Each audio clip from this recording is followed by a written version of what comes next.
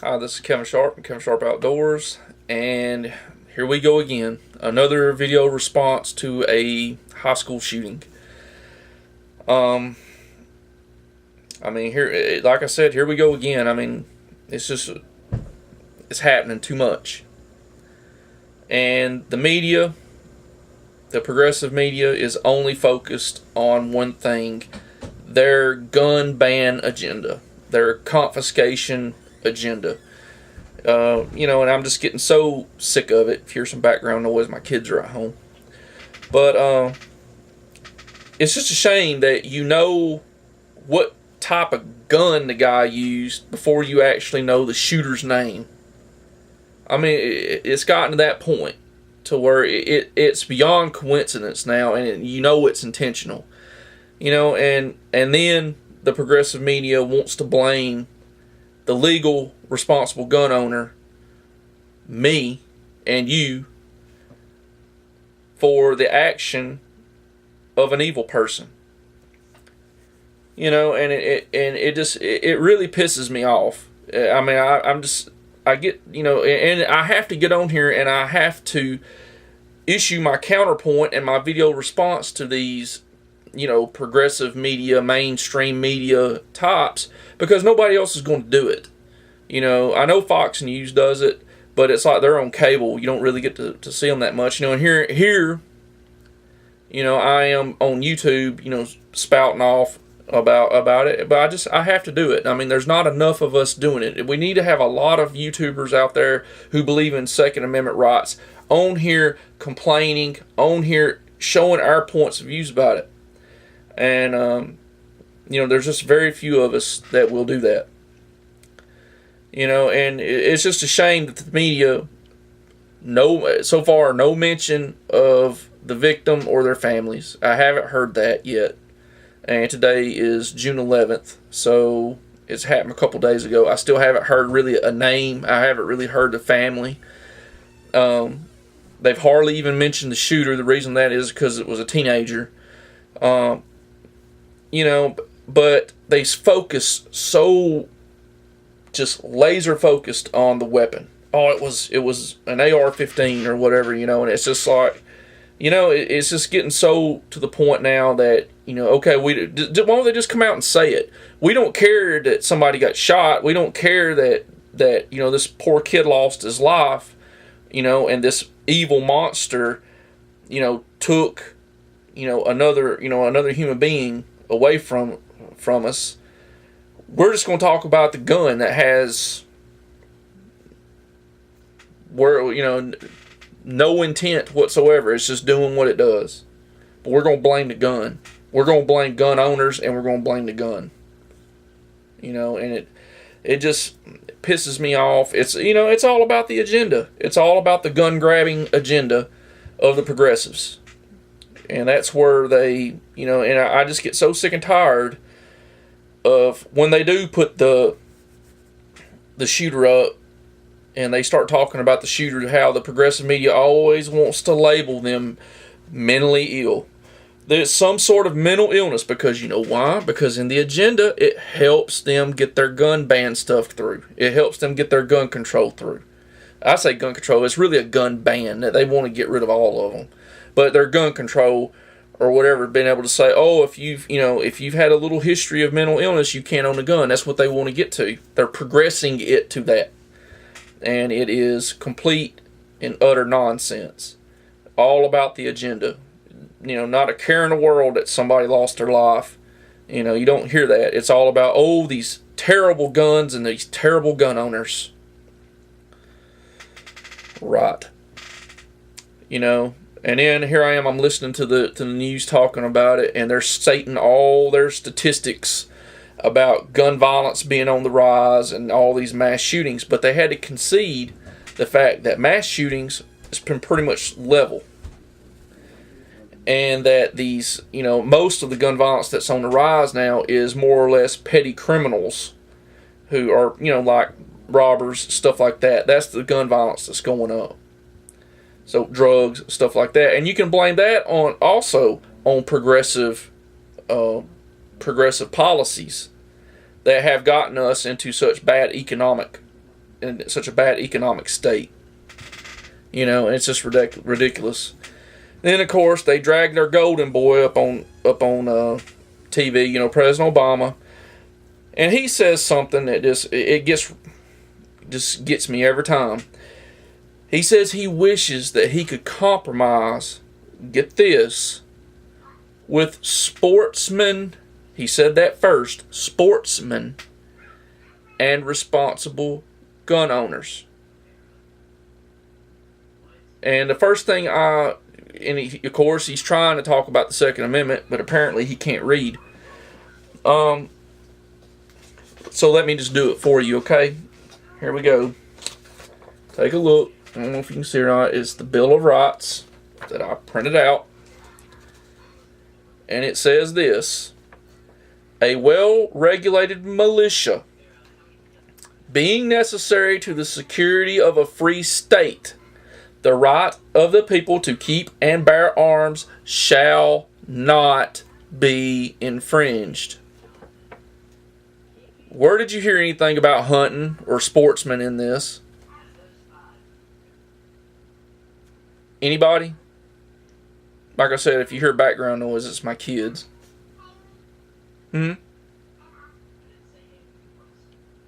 Anywhere in there. I'll read it again. A well-regulated militia, being necessary to the security of a free state, the right of the people to keep and bear arms shall not be infringed. Where in there are they talking about hunting? Anywhere? No. So, after all that, I just have to, it's just like, it's ridiculous. It's like they don't even know what they're talking about in some ways.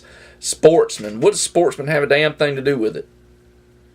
And then, as far as their idea of compromising, this is what Obama and his progressive buddies want. They want our guns. They want our guns. Count on it. They ain't compromising. They just telling you what they want. They want their gun ban. They want their gun control. So as the newscast went on, they brought another guy up there, and I'm going to give this guy credit, and I'm not going to ridicule him, because he came up with an idea, and I got to give him credit on that, even though the idea I don't think will work. But at least he was thinking. He came up with the idea of a bullet-resistant blanket for the kids in schools to be able to throw over their backs, for them to lay down and throw these bullet-resistant blankets over them, and that would protect them. There's a couple problems with that, and I'm going to make a demo video with my stepdaughter, and I'm going to show you where the problem comes in with that. It's just too easy to defeat it. Now, I've made my own ideas out there. Do I think my idea is the end-all? No, I don't. It's something that I put out there as an idea, just like this guy. Let's put safe rooms in these schools. Let's get security guards in these schools. Let's get security cameras in these schools. Surveillance. Let's get parents involved. I went over that in the school shootings video. Check it out. Sub on here. Check it out. View it. And, see what you think. I mean, I just think it's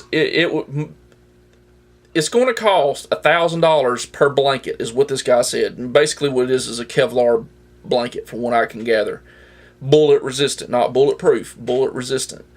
Now you take that number of $1,000 and you take the average number of students in a classroom, which would probably be anywhere from 15 to 20. So you're talking $15,000 to $20,000. Instead of buying these little blankets that are so easily defeated, why don't you build a safe room? A bullet-resistant safe room, to where it's going to take this guy a while to get through this concrete, steel-reinforced room and a steel-plated door. And it makes him use time, because he's only going to have from 5 to 15 minutes to do his damage. And they know that when they go in. And another thing about these blankets, the guy that was coming up with this, he's thinking more along the lines of what happened at Columbine. The guy busts through the door, takes a few shots, and then moves on. Like a running gun. It's not going to... Virginia Tech and Sandy Hook have proved what these guys do, most of them. they'll walk into a classroom, and for 5 to 15 minutes, they just start opening up on them. As sad as it is to think, they just start opening up on them. Then, after they get through with that classroom, they move on to another one. They might have enough time to get to a second classroom, probably the office, people in the halls. And to me, I would much rather that guy be in one room, probably trying to blast his way through this door and not be able to succeed, and maybe he'll, move on, or the cops will be able to get there and get to him and stop him before there's a major loss of life. Now, am I saying this is perfect, that it's going to end all of it? No, I'm not. I'm not saying that. What I am saying is it will slow them down.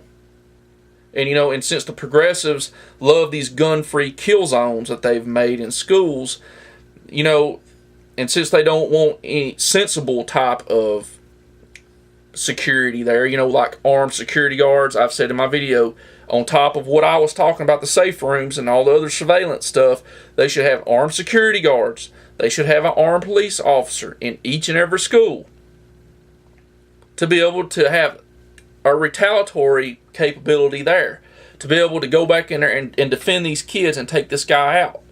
I think that alone, working as a deterrent, will stop a lot of this stuff. It might not stop them per se, but it'll stop them from going to a school. Maybe they'll go somewhere else. Now, that's a totally different subject. A school is a well-controlled area. That's why I think safe rooms could work there. But on top of that, on top of the safe rooms, there has to be some sort of armed resistance there as well. Or at least for them to be able to have time to get the police there. Like I said, 5 to 15 minutes. But 5 to 15 minutes is all these guys need. And a little blanket is just not going to defeat that. I'm going to roll the demo video in on the end of it. And I just want you to see what I'm talking about. See why I think it won't work. Even though I applaud the guy for trying. I really do. It's just we're back here at square one yet again. It's just showing you these progressive policies of anti-self-defense do not work. How many times do we have to go through this before progressives are going to learn that the cops can't be everywhere at once? They want to live, in their, what do you call it? I can't remember the name of the movie that Tom Cruise was in, but the Minority Report. That we don't live in the Minority Report, and we never will. It's never going to happen, and that's what they want to put, try to put out there. Oh, leave it, leave your safety and security up to us 10 minutes after it happens. It ain't going to work. Progressive policies, the gun-free kill zones do not work. Handcuffing law-abiding gun owners does not work. It's proven it does not work. There's been too many of these shootings. But you let somebody be able to defend himself and watch how fast this stuff will stop. It's just a shame. And here we are yet again with another video response to prove that. I'm Kevin Sharp. This is Kevin Sharp Outdoor video response. I'd love to hear your comments. Please keep the conversation civil. Remember the golden rule. Please subscribe to the channel. Please view. Thank you for viewing. Appreciate that. And have a good day. Remember the demo videos coming up after this. Hi, this is Kevin Sharp, Kevin Sharp Outdoors. And I'm Lexi Jones from Kevin Sharp Outdoors. And this demonstration video is to show how the bulletproof blanket idea can be defeated. Lexi, if you please assume the position. So this is how, in the news this morning said that the kids would be positioned if there is an active shooter in the school, and this is how the blanket would work. The children would throw the blanket over themselves and get into a crouching type position or a fetal position. To me, this isn't going to work, and I'm going to show you why. Because if this gentleman, if this monster shows up into this classroom, he's got probably 5 to 15 minutes to work with on average police response time. So all he's going to do is this. He's going to walk up to the kids. He's going to grab the blanket. He's just going to yank it off like that. Boom. Just like that. That's how easily this blanket idea would be defeated. Not saying it's a bad idea. Not saying it's not an idea. At least the guy was trying. But it's just, I just don't see it working. I just don't think it's going to be practical. Because, like I said, with just 5 minutes, I mean, in just 5 minutes, he's going to do a lot of damage just by yanking these blankets off the top of the kids and just blasting away. I still think the best idea would be a safe room. And according to him, and apparently he's already made a few of these things, these blankets, they cost about $1,000 a piece to make.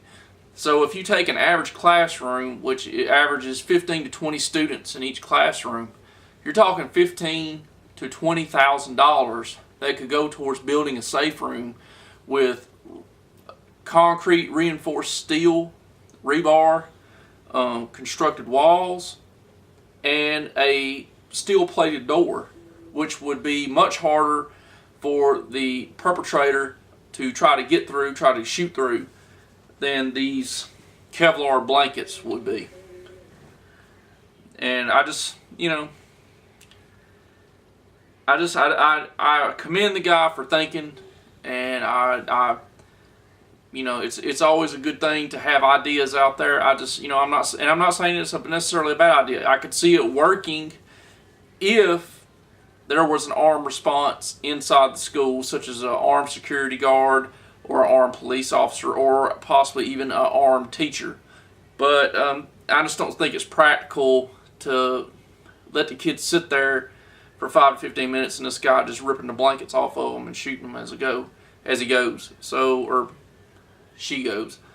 But it's definitely worth talking about. It's definitely worth thinking about. And I don't think my solution, the safe rooms, is necessarily the perfect option either. But it is an option, and I've put it out there. I'd like to thank my stepdaughter here for helping me with this demonstration, and we will see you later.